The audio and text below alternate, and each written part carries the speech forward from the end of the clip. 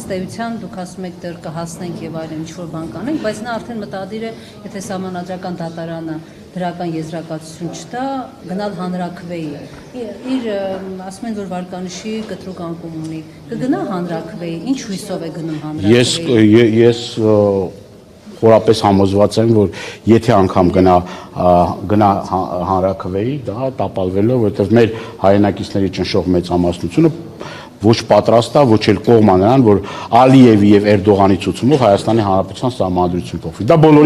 Դա բոլորիս արժանապատվության, դա բոլորիս ուրեմն թասիբի նամուսի հարցն է։ Ինչ նշանակում թուրքերն ադրբեջանցիները պահանջեն, որ մեր սահմանադրությունը փոխվի, ինքն էլ գա այստեղ բան անի, քարոզանի, որ մեր սահմանադրություն, բայց ուր է այդ ինքնիշխանությունը, սուվերենությունը, այս մեկը, բայց որտեղ կորավ այդ ինքնիշխանությունը։ Դե իրանցի դեպքում օրինակ պատերազմով ասեց, եթե սահմանազատում չանենք, պատերազմ։ Դե հիմա էլ ասում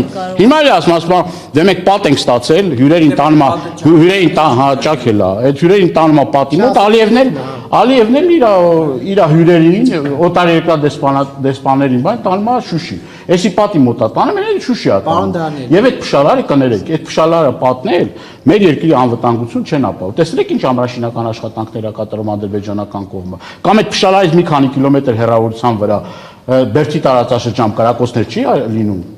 Բա կներեք, այս մի քանի օր առաջ էր ընդամենը, ասում են Պարավաքար, Չինարի, Այգեձոր գյուղերում թշնամին ինտենսիվ կրակոցներ արի եւ սրանք ասում են ոչ թիրախային կրակոցներ է։ Այսինքն որ մարդ չի մահացել, դա նշանակում է ոչ թիրախային, կամ մարախ ուղղակի կրակել են,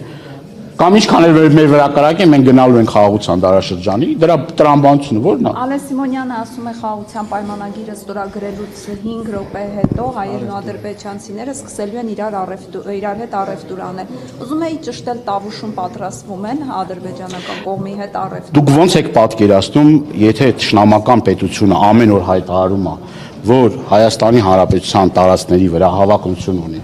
Ասում է Արևմտյան Ադրբեջան, ցուցակներ է հրապարակում, ըստ այդ ցուցակների տարբեր տարածաշրջաններում պետք է ադրբեջանցիներով բնակեցվեն։ Ալես Սիմոնյանն էլ ասում է ոնց է պատկերացնում, բա Արցախն ու Հայաստանը դրանք նույն բաներն են։ Արցախը մեր մի մասնիկն է։ Արցախը բոլոր ժամանակներում համարվել է ազատ անկախ եւ դա համեմատել Հայաստանի Հանրապետության տարածքների հետ, այսինքն որ Ադրբեջանը հավակնություն ունի Արևմտյան Ադրբեջան, դա աբսուրդ է, դա ցինիզմ է։ Ոնց կարա նման համեմատություն լինել։ Արցախում էթնիկ զտման ցեղասպանության արդյունքում մի Արցախը հայաթափվել է հազարամյակներով ապրող արցախցին, որ իր հողու ջերմ ա եղել։ Էթնիկ զտման ցեղասպանության արդյունքում հայրենազրկվել է։ Դրանք տարբեր բաներ են։ Հիմա էլ գերակրթ միշկի խումբն է ուզում լուծարի։ Այն ֆորմատը, որով որ Արցախի կարգավիճակի հարցը պիտի այո,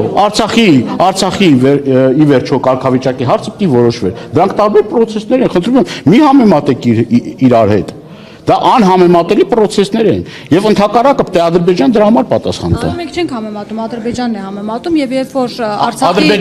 ղեկավարությունը խոսում է Ալիևն էլ է գլուխը պատին տալի, որ նման համեմատությունը դա անհամեմատելի է, ինքը ցեղասպան ղեկավար է, բռնապետ ղեկավար է, Ադրբեջանը չի կարող